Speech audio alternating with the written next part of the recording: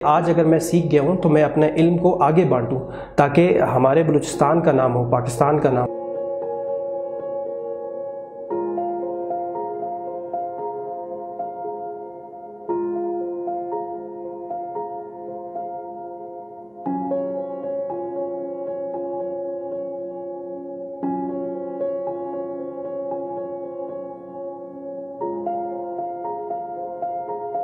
السلام علیکم، میرا نام ہے مماد شکیل اور میرا تعلق کوئٹہ سے ہے۔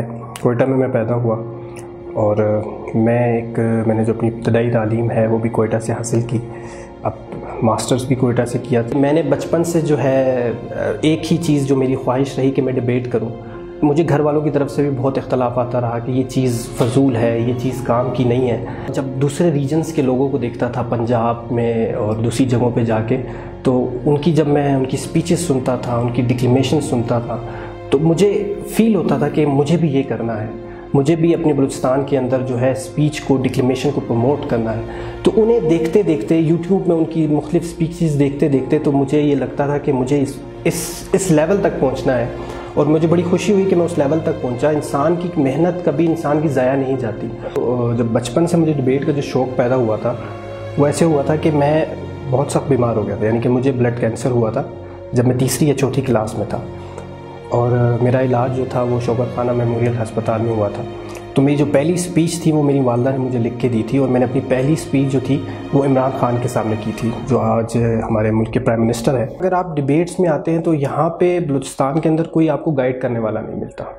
میں نے کبھی یہ نہیں دیکھا کہ میں کمپٹیشن میں جیتا ہوں یا ہارا ہوں۔ میرا ایک شوق تھا کہ میں روسٹرم پہ جاؤں اور میں اسپیچ کر کے آؤں، اور وہ میرے دل کے لیے سکون تھا۔ بلوچستان میں جو تھا ہیومرس اسپیکر کا کوئی اتنا بڑا کانسیپٹ نہیں تھا، لیکن جو پہلا کانسیپٹ لے کر آیا تھا میں یہی لایا تھا ہیومرس اسپیکر کا۔ ایک پورے بلوچستان کے اندر واحد ایک ہیومرس اسپیکر تھا جو بلوچستان کے اندر پہلی پوزیشن پہ رہا ہمیشہ سے۔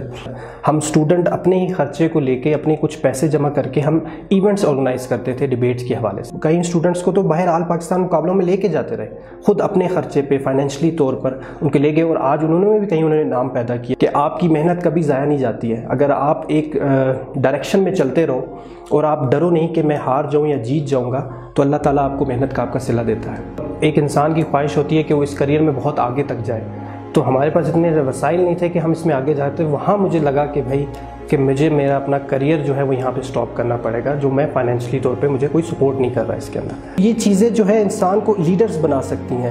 آپ کے جو پولیٹیکل لیڈرز ہوتے ہیں، جو آپ کے مسئلے مسائل حل کرتے ہیں، یہ یوتھ ہی ہے جو ان مسئلوں کے بارے میں اگر بولے گی، اس کا شوق پیدا ہوگا، تو وہ آگے جا کے کسی پولیٹیکل پارٹی میں اگر، یا کسی بھی اپنی پولیٹیکل پارٹی بنائے گی، حکومت میں آئے گی، کوئی ایم این اے بیٹھا ہے، کوئی ایم پی اے بیٹھا ہے، تو وہ اپنی بات آگے پہنچا سکتا ہے۔